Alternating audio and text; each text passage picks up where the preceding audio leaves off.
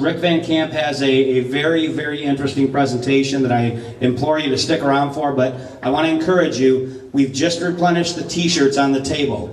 Before this meeting, I made sure to get you, bring 50 t-shirts plus for candidates here for you, so you can make sure that you got a t-shirt for your candidate. So if you want to go out, next time you wanted to go out to the mall or you're going out in public, you wanted to advertise for your candidate, there's some candidate shirts up there. This will be the last meeting before election, so make sure you get all the t-shirts you can. Make sure you get all the signs you can. This is a very important election and a very important time to pay attention to the politicians that we put in Lansing and that we put in Washington, that we put in the state or in Pontiac.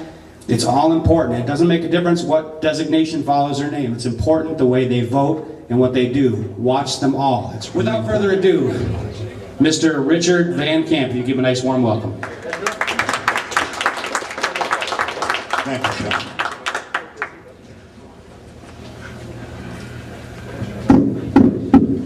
Step reality here and put the glasses on. I believe in the Lord God Almighty, and I fear His righteous anger. I believe it is my absolute right to be left alone by my government, to live my life as I choose, to create, raise, educate my children, and to stand or fall on my own merit, and that my existence imposes no legal obligation on another man. I believe that each and every word of our Constitution means exactly what it says, and that there need be no interpretation of the plain meaning of those words. I own a number of firearms and have been trained to be proficient in their use as intended by the framers of this experiment in self-government we call America. I believe that as a citizen of America that I am a successor, legal and moral, to the founders and the entity they created, and that it is my implicit duty to preserve, protect, and defend the Constitution from all enemies, foreign and domestic. While constructing these thoughts here tonight, it occurred to me that, according to the Obama administration, I am an enemy of the state. And I am proud to admit that.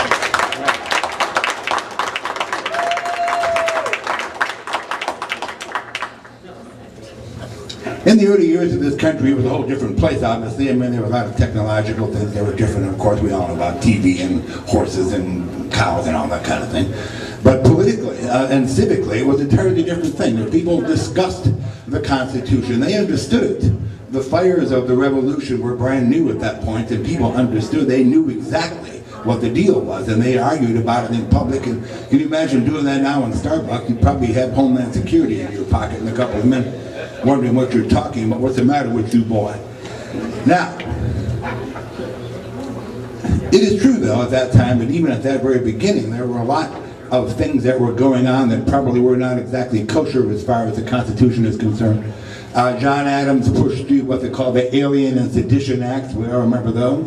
Tried to outlaw the other party and tried to shut Jefferson up. That's obviously not a good thing. Jefferson himself, he made the Louisiana Purchase, which is at least extra constitutional, if not unconstitutional. There's no authority for that, but he did it anyway. We also had Chief Justice John Marshall. John Marshall was in the Supreme Court there at that time, and he made a decision that not only did the federal judiciary, the Supreme Court, have the right to review laws, that they were supreme. That's where the doctrine of judicial supremacy came from, which, as we all know, or should know, is nonsense. It's absolute nonsense. As time went on, there were various things, were going on, but in general, the country hummed along real well because people understood that America was a special place. We got to the Civil War here, which in some corners is still referred to as the War of Northern Aggression. Alan. And interestingly enough, a large part of that war was caused by the failure of the United States government to police the Commerce Clause. Now, can you imagine such a thing? But the Northern industrial agents were getting very, very wealthy off of the machinery and equipment and import tariffs and whatnot that were going into the South. And the South being, essentially agrarian at that time, and Jefferson's farmers and whatnot, they were the raw end of the deal. Slavery was an ancillary issue until later on in the war when it became expedient for Mr. Lincoln to drum up some support. But Mr. Lincoln himself, with all due respect to all the people who revere Mr. Lincoln, he had a few problems as well. Number one, the state of West Virginia was entered into the Union in 1862.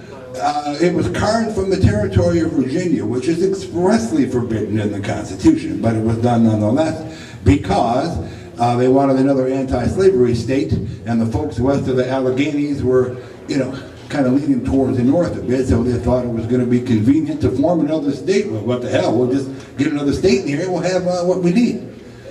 As the war went on, 1865, 13th Amendment was ratified. Now the interesting thing about this is that this was right at the tail end of the Civil War. Half the states in the Union were in the Confederacy. They were no longer states. So how did they ratify that amendment? Anybody figure that out yet? Well, they didn't, of course. Obviously it was an illegal ratification. In 1868, it was found, the same thing happened with the 14th Amendment. It was also illegally ratified because there was no quorum, there was no Congress. There couldn't have been. So the states were held hostage until they agreed to sign and ratify the 14th Amendment. It was during this period that the federal government, what I call, actually the general government, we are all the federal government, but the general government thoroughly asserted its authority during that period of time and established the modern organ of the federal government as the overseer of the entire country, for better or for worse. Interestingly enough, at that time, even in legal things, people start saying, when they were talking about the United States, they no longer said the United States are, they started to say the United States is the singular entity, the United States, which of course is Washington, D.C., our friend that we all love so much. At the end of the 19th century, the 1890s, a group of people in England that were fabulously wealthy. There was one gentleman in particular, his name was Cecil Rhodes. And Mr. Rhodes became the founder and the owner of a little organization that a lot of you ladies probably have its product on your hand. It was De Beers Consolidated Mines, the big monopoly of diamonds all around the world. And he was possibly the richest man in the world at the time. He was also a socialist, a devout, vehement socialist, and he and a number of other individuals formed a group called the Round Table.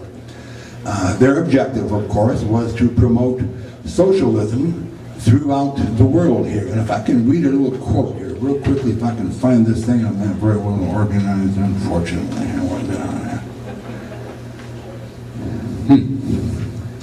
From his will, he left his fortune for the purpose of forming a secret society with but one object, the furtherance of the British Empire and the bringing of the whole uncivilized world under British rule for the recovery of the United States and for making the Anglo-Saxon race but one empire.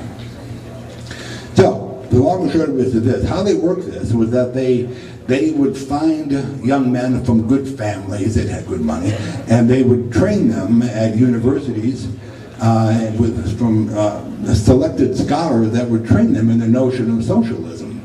And they had a particular philosophy. It was called gradualism. It wasn't like we read about the communists now. And a communist is just a socialist with jackboots on. But the idea was of gradualism, and over time, the overwhelming tide of knowledge and of understanding and public awareness would gradually lead the world toward socialism. The initial fruit of that was something called progressivism, and we know about Teddy Roosevelt, who was very, very much a progressive, of course, and Woodrow Wilson, who may have been the quintessential progressive. And he was the first one actually to lament the fact that the Constitution didn't allow the federal government to rule everybody. Now, he thought that was a bad thing, you know, imagine such a thing. But that was his general attitude. During the early years of the 20th century, 1913 was a watershed year. We were given the 16th Amendment that year, which codified supposedly the right of the federal government to extract a direct tax upon all of us. We were given the 17th Amendment, which emasculated the states and removed their authority to act inside the Congress and effectively remove the voice of state power from the triumvirate of federal government, which is federal, state, and the people. The state was no longer represented at that particular point. It was very, it was not done by accident, of course. There are no accidents in history. There's only the people that make history and the people that write the history. So there are no accidents whatsoever. It was done intentionally. In the 1920s, we experienced a time of rapid economic growth. The Federal Reserve had also been formed in that year, which was an extension of the Bank of England there and the fractional reserve banking and all of that. And they began to pump huge amounts of money into the economy. Now, we've all heard the expression, the roaring 20s. Well, it was the roaring 20s indeed, because there was huge amounts of money flying around. And it created a bubble, if you can imagine such a thing. Who ever heard of that word, right? A bubble. The market crashed, as we all know, in 1929. And Mr. Hoover was removed from office. And we welcomed the arrival of Franklin Delano Roosevelt, who was himself a socialist from the elite families of the North. And he had been educated to a large extent by the people that had been formed as part of the Round Table.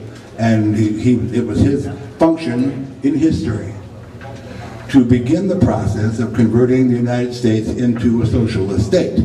We know about Social Security, we know about the Works Progress Administration, and all of these things that he was successful in doing, and he was successful in doing these because of the exigency of the Great Depression. Economic collapse, the collapse of society, people began looking for a leader, and Mr. Roosevelt conveniently appeared at that moment and was able to affect his changes. This began the purchase of America. This era of Mr. Roosevelt really effectively began the outright purchase of America by the federal government and by the people that control them. Time went on, we went through a bad war. A lot of people like to talk about how World War II brought us out of the Depression. This is nonsense. That didn't actually happen until the early 50s when the economy was able to produce goods and services to the extent that people were able to live a normal life. We had TVs, we had the little Japanese radios and all those wonderful things that we all remember from that era. Another exigency appeared. Jack Kennedy was assassinated in November of 1963, as we all remember. And this brought on another gentleman by the name of Lyndon Baines Johnson, who was a progressive from Texas. And Mr. Johnson was the second step, the second wave in the conquest of America by the forces of socialism that had been begun at the end of the 19th century. We have the Civil Rights Act, we had Medicare, I can't even remember all these things. The big idea was guns and butter, but Mr. Johnson pushed through a number of social programs that was the second step in the purchase of America.